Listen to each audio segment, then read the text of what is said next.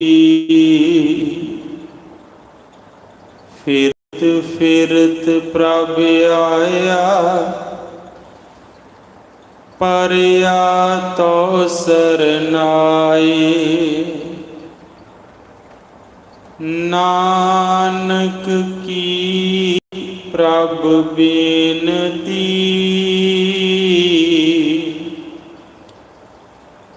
अपनी भगति लाए। नानक की प्रभ बेनती, अपनी भगति लाए।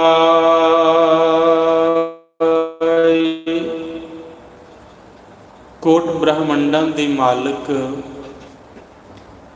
10 पातशाहियां दे प्रतख स्वरूप, धन धन साहिब श्री गुरु ग्रंथ साहिब महाराज जी दे मुबारक मुकद्दस चरनां विच हाजरीन, गुरु प्यारी साध संगत जी, आओ सारियां संगतां गुर बख्शिश गुर फतेह दी सांझ करिए। प्यार नाल आखो जी वाहिगुरु जी का खालसा, वाहिगुरु जी की फतेह। मालिक सतगुरु श्री गुरु ग्रंथ साहिब जी ने मेहर करते हुए अमृत वेले तो संगतां नूं दर्शन बख्शिश कीते। अमृत बाणी दे नितनेम होए। गुरमुख कीर्तनिया सिखां ने श्री आसा जी की वार दी कीर्तन दी हाजरी लवाई। आपां सरबत संगतां ने भी गुरु बख्शिश द्वारा गुरु चरनां विच हाजरियां भरियां हन। हुण समा होया है गुरुदेव श्री गुरु ग्रंथ साहिब महाराज जी ने जो अमृत वेले दात बख्शिश की मुख वाक दी उसकी विचारदा। आओ संगत जी विचार नाल जुड़िए। सारे आखो सतनाम श्री वाहिगुरु साहिब जी।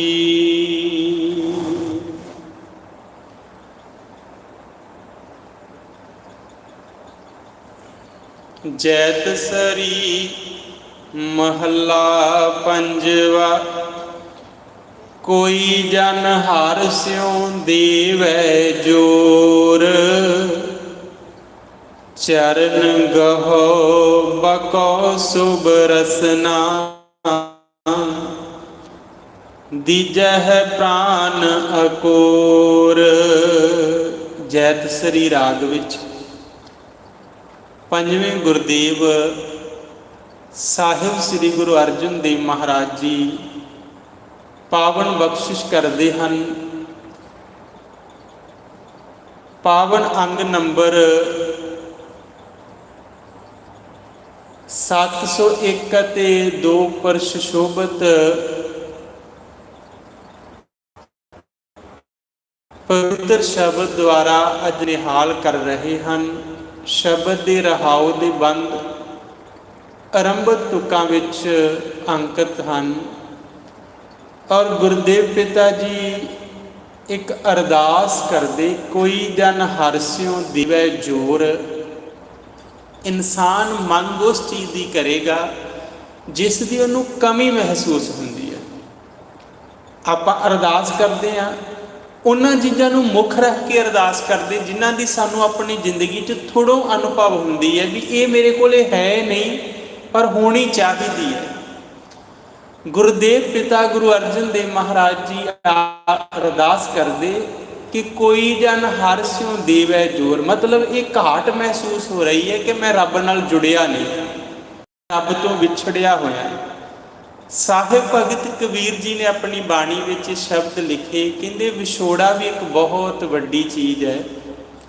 बिरहा बिरहा आखिए ਬਿਰਹਾ ਤੂੰ ਸੁਲਤਾਨ, ਜਿਤ ਤਨ ਬਿਰਹੋ ਨਾ ਉਪਜੈ, ਸੋ ਤਨ ਜਾਣ ਮਸਾਨ।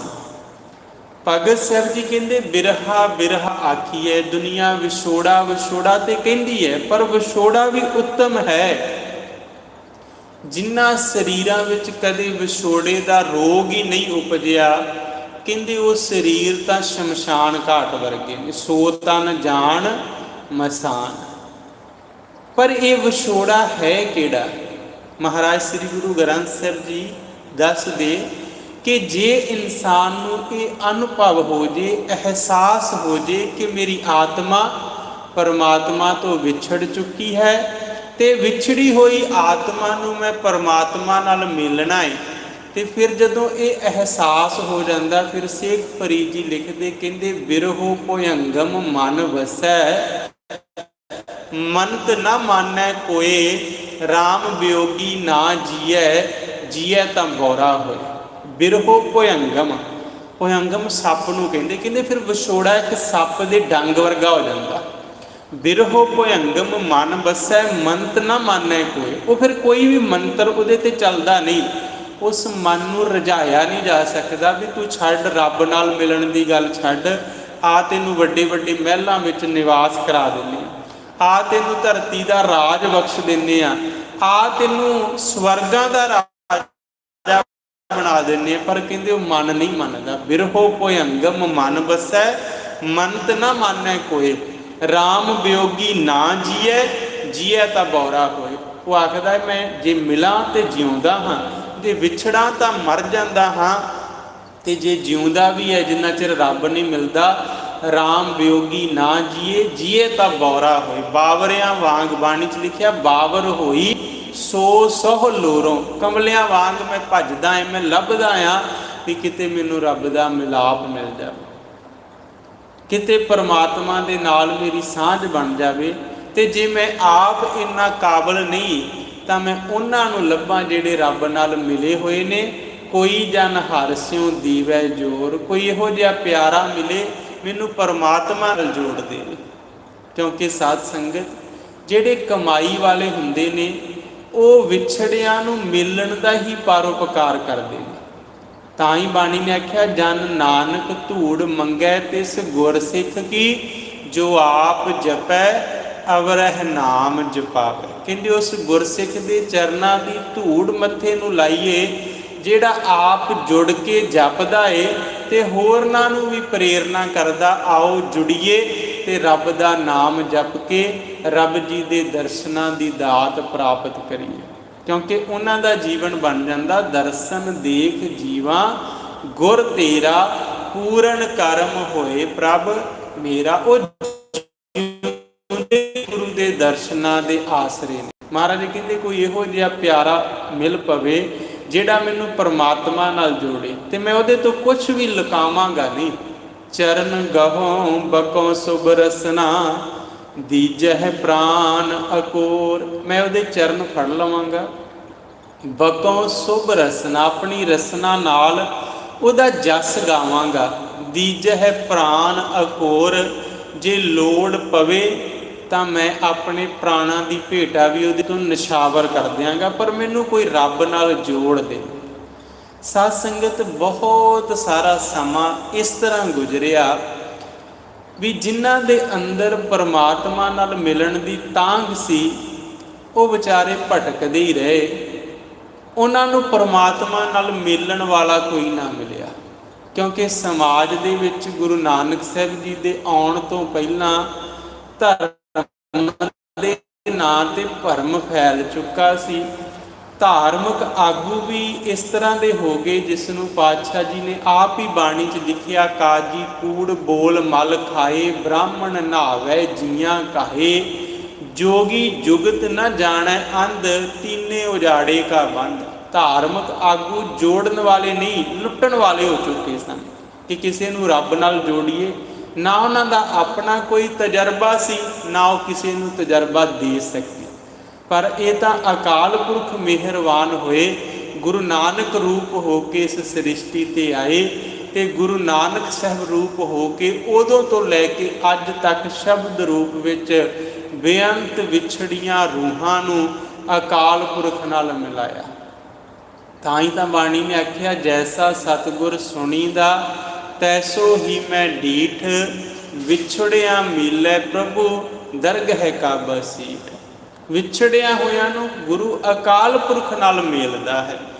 ਜਿਸ ਤਰ੍ਹਾਂ ਪ੍ਰਤੱਖ ਸਬੂਤ ਹੈ ਸਾਡੇ ਕੋਲੇ ਬਾਣੀ ਵਿੱਚ ਲਿਖਤੀ ਰੂਪ ਵਿੱਚ ਭੱਟ ਸਾਹਿਬਾਨਾਂ ਦਾ। ਭੱਟ ਸਾਹਿਬਾਨ ਆਪ ਇਹ ਗੱਲ ਦਾ ਵਰਣਨ ਕਰਦੇ ਕਿ ਅਸੀਂ ਵੀ ਰੱਬ ਨੂੰ ਮਿਲਣ ਵਾਸਤੇ ਰਹਿਓ ਸੰਤ ਹੋਂ ਟੋਲ ਸਾਧ ਬਹੁ ਤੇਰੇ ਡਿਠੇ, ਸੰਨਿਆਸੀ ਤਪਸੀ ਇਹ ਮੁਖੋਂ ਇਹ ਪੰਡਤ ਮਿੱਠੇ, ਬਰਸ ਏਕ ਹੋਂ ਫਿਰਿਓ ਕਿਨੈ ਨਹੁ ਪਰਚਉ ਲਾਇਓ, कहते है कहती सुनी रहत को खुशी न आयो, हर नाम छोड़ दूजे लगे तिन के गुण हो क्या कहो, गुरदइयो मलाए भिखिया जिव तू रखे हैं तिव रहो। इन्हां भट्टां विचों एक भट्ट भिखा जी सन, क्योंकि जदों गुरु अर्जन साहिब की शरण विच आए ना तां दर्शन करदे ही इन्हां दे मन नूं इन्नी क खुशी प्राप्त हुई सी कि आप मुहारे इन्हां दे जुबान विचों ही बोल निकले सन, सो कहो टल गुर सेवियै अहनिस सहज सुभाए, दर्शन परसिया गुरु कै जन्म मरण दुख जाए। ਤਾਂ ਪਾਤਸ਼ਾਹ ਗੁਰੂ ਅਰਜਨ ਸਾਹਿਬ ਨੇ ਆਖਿਆ ਸੀ, ਪਿਆਰਿਓ ਇੰਨਾ ਕੁ ਕੀ ਅਹਿਸਾਸ ਤੇ ਅਨੁਭਵ ਹੋ ਗਿਆ ਕਿ ਦਰਸ਼ਨ ਕਰਦੇ ਤੁਸੀਂ ਇਹ ਗੱਲ ਕਹਿਤੀ। ਤਾਂ ਭੱਟਾਂ ਨੇ ਬੜੇ ਪਿਆਰ ਨਾਲ ਇਹ ਸ਼ਬਦ ਉਚਾਰਨ ਕੀਤੇ ਸੀ, ਧਰਨ ਗਗਨ ਨਾਵ ਖੰਡ ਮਹਿ ਜੋਤ ਸਰੂਪੀ ਰਹਿਓ ਭਰ, ਭਨ ਮਥੁਰਾ ਕਛ ਭੇਦ ਨਹੀਂ ਗੁਰ ਅਰਜਨ ਪ੍ਰਤੱਖ ਹਰ। ਕਹਿੰਦੇ ਗੁਰੂ ਪਾਤਸ਼ਾਹ ਜੀ ਅਸੀਂ ਤੇ ਦਰਸ਼ਨ ਕਰਦੇ ਹੀ ਮਹਿਸੂਸ ਕਰ ਲਿਆ ਹੈ ਕਿ ਤੁਸੀਂ ਕੇਵਲ ਗੁਰੂ ਅਰਜਨ ਸਰੀਰ ਰੂਪ ਹੀ ਨਹੀਂ, ਤੁਸੀਂ ਤਾਂ ਪ੍ਰਤੱਖ ਪਰਮਾਤਮਾ ਦੇ ਦਰਸ਼ਨ ਹੋ। ਤੇ ਗੁਰੂ ਅਰਜਨ ਸਾਹਿਬ ਜੀ ਕਹਿੰਦੇ ਤੁਹਾਨੂੰ ਕਿਵੇਂ ਪਤਾ ਲੱਗਾ? ਉਹ ਕਹਿੰਦੇ ਮਹਾਰਾਜ ਤਜਰਬਾ ਹੀ ਇੰਨਾ ਹੋ ਗਿਆ। ਵੇਖੋ ਤਜਰਬਾ ਹੁੰਦਾ ਨਾ, ਜਿਹੜਾ ਬੰਦਾ ਜਿਸ ਖਿੱਤੇ ਵਿੱਚ ਕੰਮ ਕਰਦਾ ਉਹਨੂੰ ਉਸ ਚੀਜ਼ ਦਾ ਤਜਰਬਾ ਹੈ। ਜਿਹੜਾ ਸੁਨਿਆਰ ਸੋਨੇ ਦਾ ਕੰਮ ਕਰਦਾ ਹੈ ਉਹ ਦੇਖਦੇ ਹੀ ਦੱਸ ਦੇਵੇਗਾ ਕਿ ਇਹਦੀ ਕੁਆਲਿਟੀ ਕਿੰਨੀ ਠੀਕ ਹੈ, ਇਹਦੇ 'ਚ ਕਿੰਨੀ ਮਿਲਾਵਟ ਹੈ। ਆਮ ਬੰਦੇ ਨੂੰ ਨਹੀਂ ਪਤਾ ਲੱਗਦਾ। ਹੀਰਿਆਂ ਮੋਤੀਆਂ ਦੇ ਜਵਾਹਰੀ ਹੁੰਦੇ ਜਿਹੜੇ, ਉਹ ਦੇਖਦੇ ਹੀ ਪਰਖ ਲੈਂਦੇ ਵੀ ਇਹ ਖਰੇ ਆ ਜਾਂ ਖੋਟੇ ਆ। ਆਮ ਬੰਦੇ ਲਈ ਤਾਂ ਕੁਝ ਵੀ ਅਹਿਮੀਅਤ ਨਹੀਂ, ਉਹਦੀ ਕੋਈ ਜਾਣਕਾਰੀ ਨਹੀਂ। ਕੋਈ ਕੱਪੜੇ ਦਾ ਵਪਾਰੀ ਹੈ, ਉਸੇ ਵੇਲੇ ਕੱਪੜੇ ਦੀ ਕੁਆਲਿਟੀ ਦੇਖ ਕੇ ਹੀ ਦੱਸ ਦੇਗਾ ਵੀ ਇਹ ਠੀਕ ਹੈ ਨਹੀਂ ਠੀਕ ਹੈ। ਜਾਂ ਕੋਈ ਕਿਸੇ ਵੀ ਤਰੀਕੇ ਦਾ ਕੋਈ ਵੀ ਵਪਾਰੀ ਹੈ, ਤੇ ਜਿਹੜੇ ਨਾਮ ਦੇ ਵਪਾਰੀ ਨੇ ਉਹ ਵੀ ਦੇਖ ਕੇ ਹੀ ਦੱਸ ਦਿੰਦੇ ਆ ਵੀ ਇਹ ਜਪਣ ਵਾਲਾ ਕਿੱਥੇ ਕੁ ਖੜਾ ਹੋਇਆ। ਭੱਟ ਸਾਹਿਬਾਨ ਭੱਟ ਮਥੁਰਾ ਜੀ ਕਹਿੰਦੇ ਮਹਾਰਾਜ ਤਜਰਬਾ ਹੀ ਇੰਨਾ ਹੋ ਗਿਆ, 1 ਸਾਲ ਤੋਂ ਤੁਰੇ ਫਿਰਦੇ ਆ ਸਾਧੂਆਂ ਸੰਤਾਂ ਕੋਲੇ, ਤਪਸਵੀਆਂ ਕੋਲੇ, ਜੋਗੀਆਂ ਕੋਲੇ, ਪੰਡਤਾਂ ਕੋਲੇ, ਪਰ ਸਾਰੇ ਗੱਲਾਂ ਵਾਲੇ ਨੇ। ਬਰਸ ਏਕ ਹੋਂ ਫਿਰਿਓ ਕਿਨੇ ਨਹੁ ਪਰਚਉ ਲਾਇਓ, कहते है कहती सुनी रहत को खुशी ना आयो। कहते सारे गल्लां वाले आ, साल हो गया गल्लां बहुत करते आ पर उन्होंने अंदर कुछ नहीं।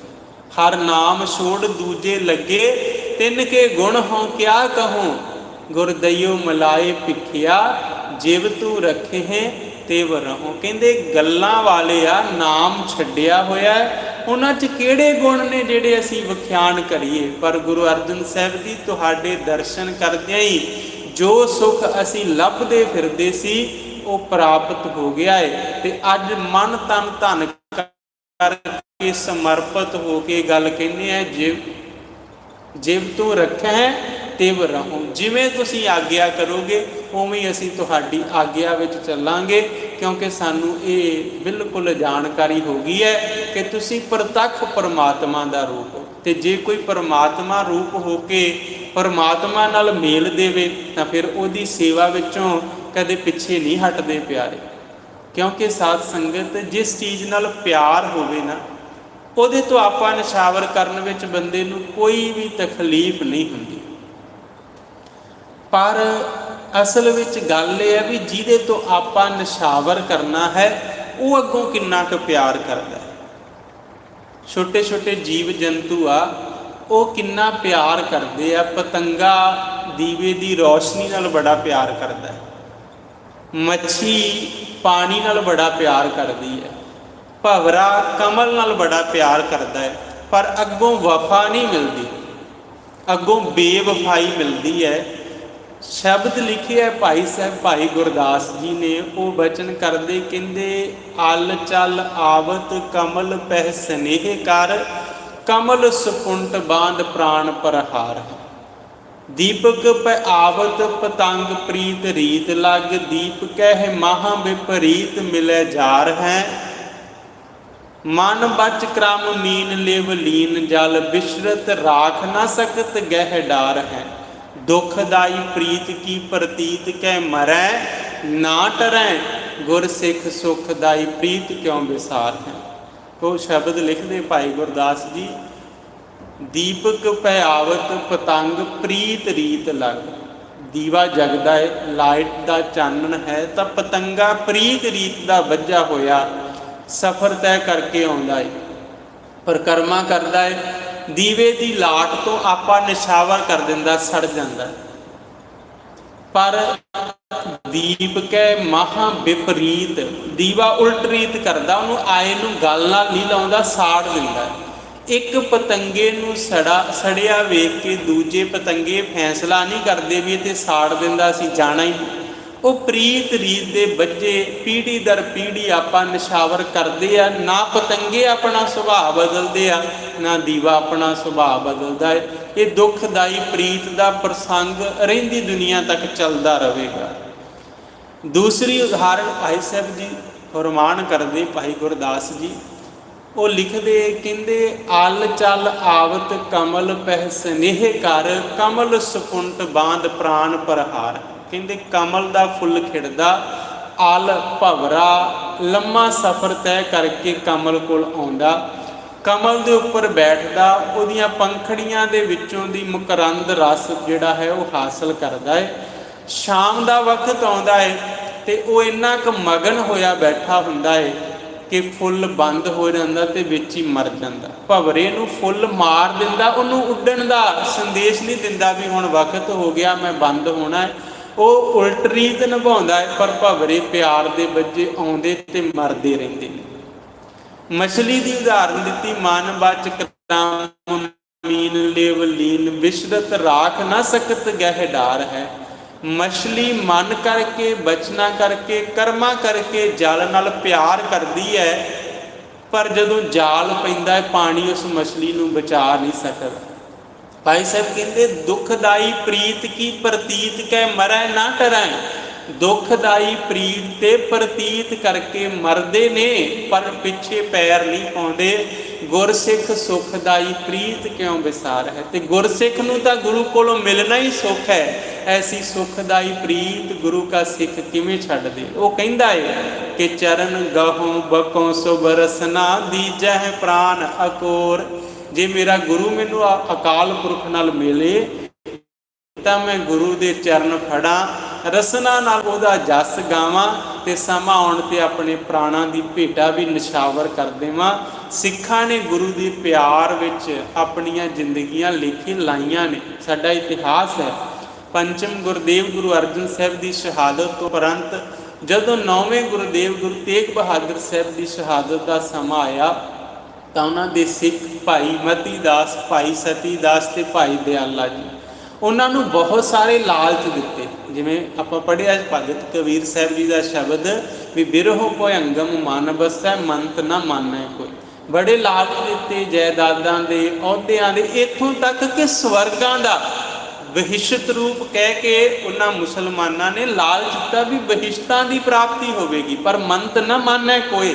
ਮਨ ਨਹੀਂ ਮੰਨਿਆ, ਆਖਿਆ ਨਹੀਂ, ਅਸੀਂ ਗੁਰੂ ਦੇ ਦਰਸ਼ਨਾਂ ਤੋਂ, ਗੁਰੂ ਦੀ ਸਿੱਖਿਆ ਤੋਂ, ਗੁਰੂ ਦੇ ਹੁਕਮਾਂ ਤੋਂ ਪਾਸੇ ਨਹੀਂ ਹੋ ਸਕਦੇ, ਤੁਹਾਨੂੰ ਮਾਰ ਦਿੱਤਾ ਜਾਵੇ। ਉਹ ਕਹਿੰਦੇ ਮਰਨਾ ਪ੍ਰਵਾਨ ਹੈ। ਭਾਈ ਮਤੀ ਦਾਸ ਸਾਹਿਬ ਜੀ ਨੂੰ ਜਦੋਂ ਆਰੇ ਨਾਲ ਚੀਰਨ ਲੱਗੇ ਤਾਂ ਭਾਈ ਮਤੀ ਸਾਹਿਬ ਨੂੰ ਅਖੀਰਲੀ ਇੱਛਾ ਪੁੱਛੀ, ਕਹਿੰਦੇ ਬਸ ਮੇਰਾ ਮੂੰਹ ਗੁਰੂ ਵਾਲੇ ਪਾਸੇ ਨੂੰ ਹੋਣਾ ਚਾਹੀਦਾ ਹੈ। ਕਹਿੰਦੇ ਦੇਖ ਲਓ ਅਜੇ ਵੀ ਸਮਾਂ ਆਰੇ ਨੇ ਲਿਹਾਜ਼ ਨਹੀਂ ਕਰਨਾ। ਤੇ ਭਾਈ ਸਾਹਿਬ ਗਾਉਂਦੇ, ਮੋਹਿ ਆਰਾ ਪਿਆਰਾ ਲਗਤ ਹੈ, ਤੁਸੀਂ ਕਾਰਾ ਕਰੋ ਬਣਾਏ, ਸਿਰ ਜਾਏ ਤਾਂ ਜਾਏ, ਮੇਰਾ ਸਿੱਖੀ ਸਿਦਕ ਨਾ ਜਾਏ। ਦੀਜਹਿ ਪ੍ਰਾਨ ਅਕੋਰ, ਜਿਹੜਾ ਰੱਬ ਨਾਲ ਜੋੜਨ ਵਾਲਾ ਹੋਵੇ ਉਹਦੇ ਤੋਂ ਤਾਂ ਪ੍ਰਾਣਾਂ ਦੀ ਭੇਟਾ ਨਿਸ਼ਾਵਰ ਕਰਦੇ ਨੇ ਵੀ ਸੌਦਾ ਬੜਾ ਸਸਤਾ ਹੈ, ਬਹੁਤ ਸਸਤਾ ਸੌਦਾ ਹੈ ਕਿ ਇੰਨੀ ਕੁ ਭੇਟਾ ਦੇ ਕੇ ਕੋਈ ਪਰਮਾਤਮਾ ਨਾਲ ਜੋੜ ਦੇ। ਇਹ ਪ੍ਰੇਰਨਾਦਾਇਕ ਸਾਡਾ ਇਤਿਹਾਸ ਹੈ ਸਾਡੇ ਲਈ। ਹੁਣ ਵਕਤ ਬਹੁਤ ਸੁਖਾਵਾਂ ਹੈ। ਗੁਰੂ ਮਹਾਰਾਜ ਸੱਚੇ ਪਾਤਸ਼ਾਹ ਜੀ ਦੀ ਸੇਵਾ ਅਸੀਂ ਤਨ ਮਨ ਧਨ ਨਾਲ ਕਰਕੇ ਗੁਰੂ ਮਹਾਰਾਜ ਸੱਚੇ ਪਾਤਸ਼ਾਹ ਤੋਂ ਖੁਸ਼ੀਆਂ ਪ੍ਰਾਪਤ ਕਰ ਸਕਦੇ ਹਾਂ। ਗੁਰੂ ਮਹਾਰਾਜ ਸਾਨੂੰ ਅਕਾਲ ਪੁਰਖ ਨਾਲ ਜੋੜ ਕੇ ਸਾਡਾ ਜੀਵਨ ਸਫਲ ਕਰ ਦਿੰਦੇ ਨੇ। ਅੱਗੇ ਰਹਾਉ ਤੋਂ ਮਹਾਰਾਜ ਕਿਰਪਾ ਕਰਦੇ, ਤਨ ਮਨ ਨਿਰਮਲ ਕਰਤ ਕਿਆਰੋ ਹਰ ਸਿੰਚੈ ਸੁਦਾ ਸੰਜੋਰ।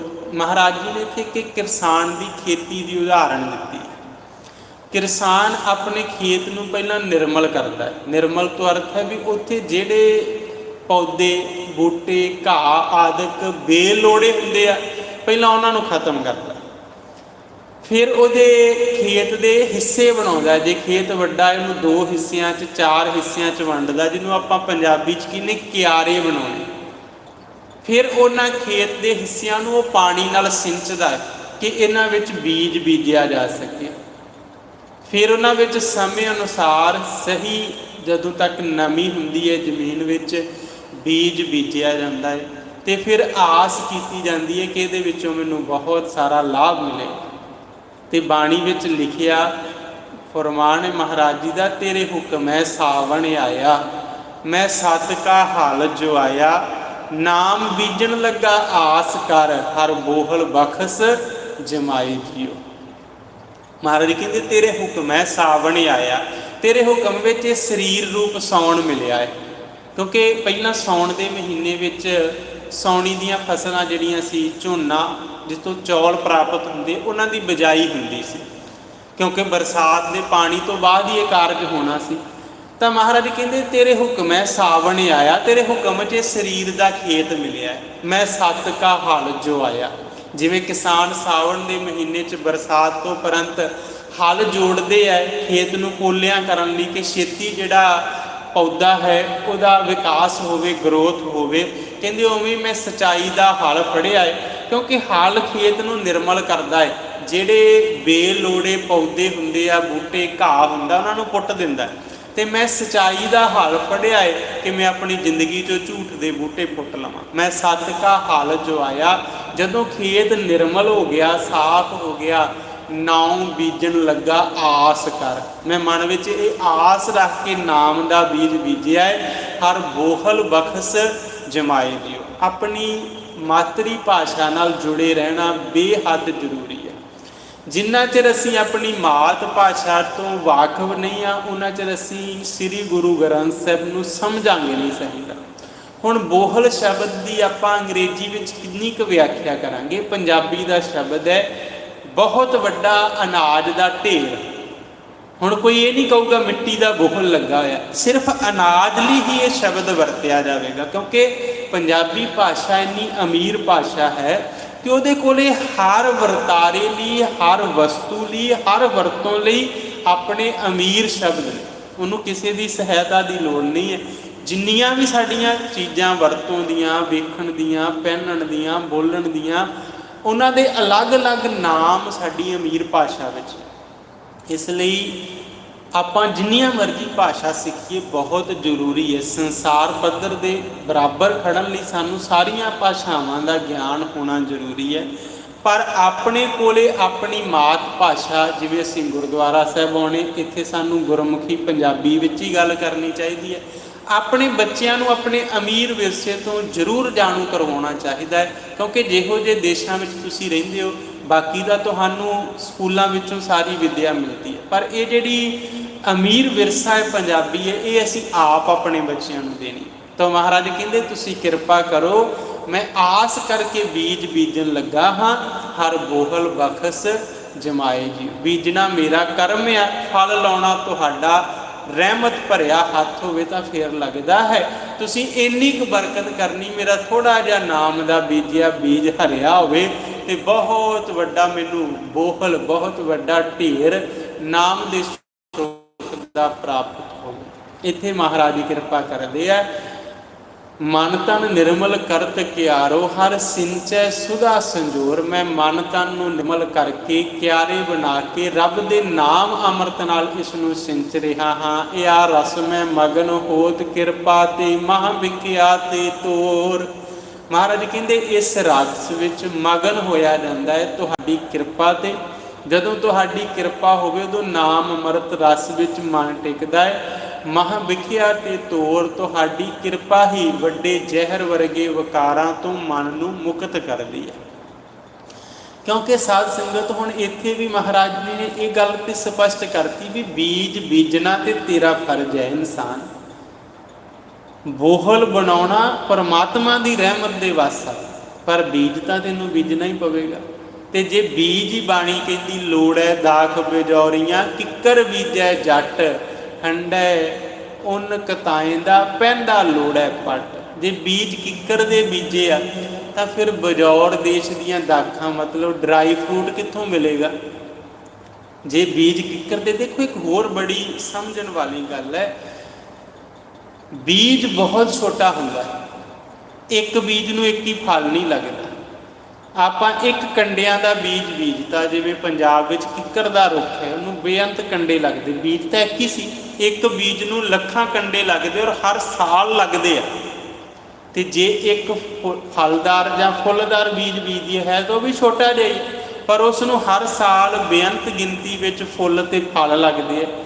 इवें मनुख दे कर्म ने, खेत शरीर जो बीजी है सो अंत खलोआ है।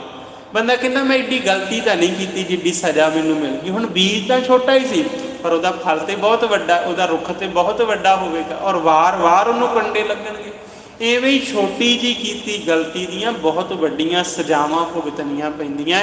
तां ही बाणी ने आख्या मंदा मूल ना कीजई दे लम्मी नदर निहाली है, जो साहिब नाल ना हारी है ते वेहा पासा ढाली है, किश लाहे उपर काली है। कहते मूलों ही मंदा ना कर, क्योंकि एक बीजे हुए बीज के बहुत कंडे चुगने पैणगे। महाराज सच्चे पातशाह जी कहते किरपा की आप जी ने, तुहाडी किरपा नाल जिहड़ा बीज बीजिया है वह हरिया होया है, मन मगन हो रहा है, जुड़ रहा है, आनंद लै रहा है। तो जिहड़ी बहुत वड्डी विकारां दी जहर है उस तो मन मुक्त हो रहा है। आयो शरण दीन दुख भंजन चितवो तुमरी ओर। मैं दीन मुथाज गरीब निमाणा निताना तुहाडे दर ते आया। भावें मैं गरीब हाँ, मथाज हाँ, निमाणा हाँ, पर मैं किसी दूजे का दरवाजा खड़काउण बारे कदे नहीं सोचा। ना ही मेरे मन च कदे फुरना बनया कि दूजे दरवाजे तो जाके कोई खैर मंग ला। मैं तो मंगना है तो तुहाडे दर तो मंगना है। साजनो तू मीत मेरा गृह तेरा सब के, क्योंकि तेरे घर च तो सब कुछ है। मान मांगो तान मांगो धन लक्ष्मी सुत दे। मान मंगा बाल मंगा धन मंगा जीवन साथी मंगा धीआं पुत्र मंगा, की तेरे घर विच नहीं है जिहड़ा मैनूं मिलना नहीं। इसलिए मैं किसी दर ते नहीं जाता, मैं जदों भी मंगदा हाँ तेरे दर तो ही आके मंगदा। तो साध संगत जी गुरु घर विचों आपां बेअंत इतिहास पढ़ते हैं, गुरु महाराज के दर घर तो कोई खाली नहीं जाता। मंगण की जुगत गुरु आप सिखा दिंदा है। एक ना माता सी, वो सेवा करती सी, सेवा बड़ी भावना नाल करती सी ते थोड़ो सारियां ही उहदी जिंदगी च सी। ते एक बार गुरु प्रसन्न हुंदा है ते कहंदा माता मंग ला, पर एक वारी च ही मंगना जो मंगना। हुण गुरु दर तो ही उन्होंने समत मिली। वो कहती महाराज इन्नी क किरपा कर दो भी मैं अपनी अखां नाल वेखां मेरी नूंह अपने बच्चे नूं गोद च बिठा के ते दुध रिड़कदी होवे सोने की मधानी नाल। महाराज मुस्करा पे भी बीबी तू तो सारा कुछ ही मंग लिया, क्योंकि अखां तो अन्नी है, अखां होणगियां ते फेर ही वेखेगी। ते औलाद तेरे घर नहीं, पुत्त होवेगा ते नूंह आवेगी। ते तेरे घर थोड़ों है अन्न धन दी भी, जे घर च मझां होणगियां ते दुध होऊगा, जे सरमाया होऊ ते मधानी सोने की होगी। तू तो पुत्त दे नाल गां पोतरा भी मंग लिया। वो कहंदी महाराज तुहाडी संगत चों ही सिੱਖਿਆ सारा कुछ, मैनूं कमली नूं की पता, मैनूं ते मंगना भी नहीं सी आउंदा। सो कहण तो भाव है गुरु इस लोक दे भी सुख बख्शदा है ते परलोक दे भी सुख बख्शदा है। कोई मंगे ते गुरु मंग पूरी ना करे कदे नहीं हुंदा। भाई मुगलू जी 6वें पातशाह दे सिख सी, महराज दी जंग विच जूझे ਤੇ ਜਦੋਂ ਮਹਾਰਾਜ ਛੇਵੇਂ ਪਾਤਸ਼ਾਹ ਜੀ ਜ਼ਖਮੀਆਂ ਦਾ, ਸ਼ਹੀਦਾਂ ਦਾ ਸਾਰਾ ਹਾਲ ਦੇਖਦੇ ਤੇ ਭਾਈ ਮੁਗਲੂ ਕੋਲੇ ਆਏ, ਗੋਦੀ 'ਚ ਸਿਰ ਰੱਖ ਲਿਆ ਉਹਦਾ। ਕਹਿੰਦੇ ਮੁਗਲੂ ਮੰਗ ਕੀ ਮੰਗਣਾ? ਕਹਿੰਦੇ ਮਹਾਰਾਜ ਜੇ ਤਾਂ ਮੇਰਾ ਅੱਜ ਅੰਤਲਾ ਸਮਾਂ, ਫਿਰ ਤੇ ਮੈਨੂੰ ਕੁਝ ਮੰਗਣ ਦੀ ਲੋੜ ਹੀ ਨਹੀਂ, ਤੁਹਾਡੀ ਗੋਦ 'ਚ ਮੇਰਾ ਸਿਰ ਹੈ ਤੇ ਮੈਂ ਇਸ ਜਹਾਨੋਂ ਤੁਰ ਜਾ, ਮੈਨੂੰ ਹੋਰ ਕੀ ਚਾਹੀਦਾ? ਤੇ ਜੇ ਮੇਰੀ ਅਜੇ ਉਮਰ ਕੋਈ ਬਾਕੀ ਹੈ ਫਿਰ ਕੁਝ ਮੰਗਣਾ ਹੈ ਮੈਂ। ਮਹਾਰਾਜ ਕਹਿੰਦੇ ਅਜੇ ਮੁਗਲੂ ਤੇਰੀ ਉਮਰ ਬਹੁਤ ਬਾਕੀ ਆ। ਕਹਿੰਦੇ ਫਿਰ ਮਹਾਰਾਜ ਮੇਰੀ ਇਹ ਮੰਗ ਆ ਵੀ ਜਿਸ ਦਿਨ ਵੀ ਮੈਂ ਦੁਨੀਆ ਤੋਂ ਜਾਵਾਂ ਇਉਂ ਹੀ ਮੇਰਾ ਸਿਰ ਤੁਹਾਡੀ ਗੋਦ ਵਿੱਚ ਹੋਵੇ। ਮਹਾਰਾਜ ਸਮੇਂ ਲਈ ਚੁੱਪ ਕਰ ਗਏ। ਕਹਿੰਦੇ ਮੁਗਲੂ ਅਕਾਲ ਪੁਰਖ ਨੂੰ ਭਾਵੇਗਾ ਤੇ ਇਵੇਂ ਹੀ ਹੋਵੇਗਾ। ਛੇਵੇਂ ਪਾਤਸ਼ਾਹ ਗੁਰੂ ਹਰਗੋਬਿੰਦ ਸਾਹਿਬ ਦੀ ਸੱਚਖੰਡ ਪਿਆਨਾ ਕਰ ਗਏ। ਭਾਈ ਮੁਗਲੂ ਜੀ ਮਾਲਵੇ ਇਲਾਕੇ ਦੇ ਸਰਦੂਲਗੜ੍ਹ ਵਾਲੇ ਇਲਾਕੇ ਦੇ ਨਿਵਾਸੀ ਸਨ। ਸੱਤਵੇਂ ਪਾਤਸ਼ਾਹ ਸ੍ਰੀ ਗੁਰੂ ਹਰਿਰਾਏ ਸਾਹਿਬ ਵੀ ਅਕਾਲ ਚਲਾਣਾ ਕਰ ਗਏ।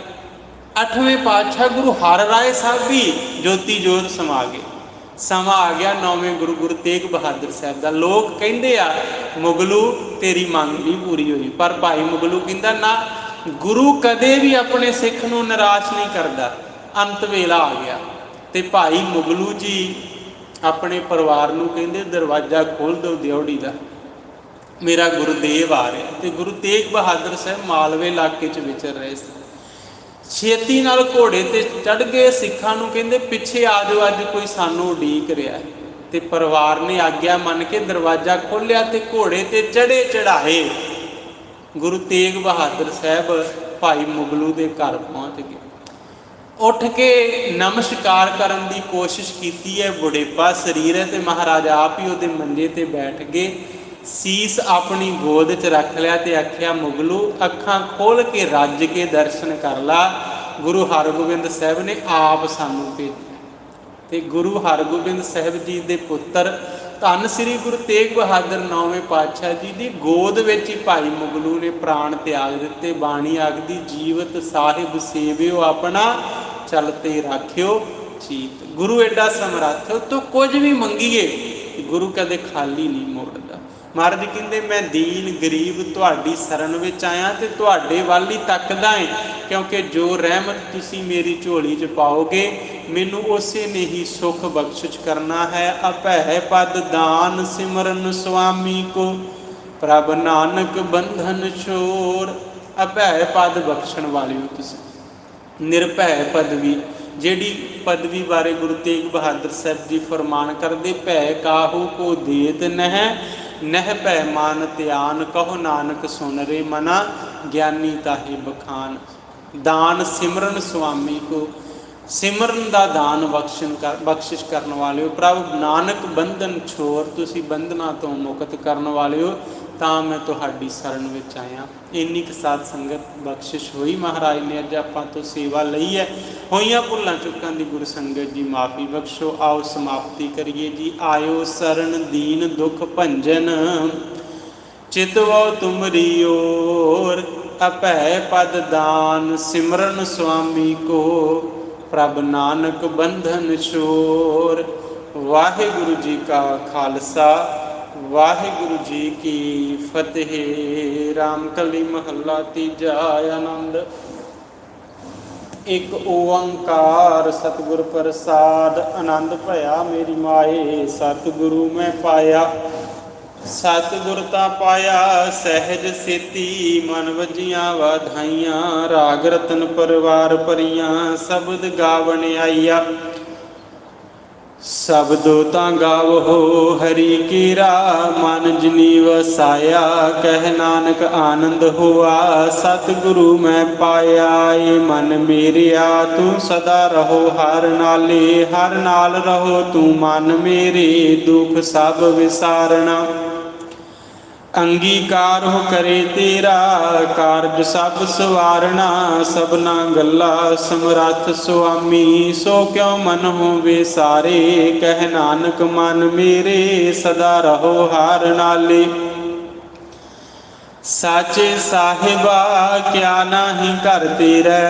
ਘਰ ਤਾਂ ਤੇਰਾ ਸਭ ਕਿਛ ਹੈ, ਜਿਸ ਦੇਹ ਸੋ ਪਾਵੇ। ਸਦਾ ਸਿਫਤ ਸਲਾਹ ਤੇਰੀ, ਨਾਮ ਮਨ ਵਸਾਵੇ। ਨਾਮ ਜਿਨ ਕੈ ਮਨ ਵਸਿਆ ਵਾਜੇ ਸ਼ਬਦ ਕਨੇਰੇ ਕਹਿ ਨਾਨਕ ਸੱਚੇ ਸਾਹਿਬ ਕਿਆ ਨਾਹੀ ਘਰ ਤੇਰੇ ਨਾਮ ਆਧਾਰ ਮੇਰਾ ਜਿਨ ਭੁੱਖਾ ਸਭ ਗਵਾਈਆ ਕਰ ਸ਼ਾਂਤ ਸੁਖ ਮਨ ਆਏ ਵਸਿਆ ਜਿਨ ਇੱਛਾ ਸਭ ਪੁਜਾਈਆ ਸਦਾ ਕੁਰਬਾਨ ਕੀਤਾ ਗੁਰੂ ਵਿਟੋ ਜਿਸ ਦੀ ਇਹ ਵਡਿਆਈਆ ਕਹਿ ਨਾਨਕ ਸੁਣੋ ਸੰਤੋ ਸ਼ਬਦ ਧਰੋ ਪਿਆਰੋ ਸਾਚਾ ਨਾਮ ਮੇਰਾ ਆਧਾਰੋ ਵਾਜੇ ਪੰਚ ਸ਼ਬਦ ਤਿਤ ਘਰ ਸੁਭਾਗੈ ਘਰ ਸੁਭਾਗੈ ਸ਼ਬਦ ਵਾਜੇ ਕਲਾ ਜਿਤ ਘਰ ਧਾਰੀਆ ਪੰਚ ਦੂਤ ਤੁਧ ਵਸ ਕੀਤੇ ਕਾਲ ਕੰਟਕ ਮਾਰਿਆ ਤੁਰ ਕਰਮ ਪਾਇਆ ਤੁਧ ਜਿਨ ਕੋ ਸੇ ਨਾਮ ਹਰਿ ਕੈ ਲਾਗੇ ਕਹਿ ਨਾਨਕ ਤਹਿ ਸੁਖ ਹੋਆ ਤਿਤ ਘਰ ਅਨਹਦ ਵਾਜੇ ਆਨੰਦ ਸੁਨੋ ਵੱਡ ਭਾਗੀ ਹੋ ਸਗਲ ਮਨੋਰਥ ਪੂਰੇ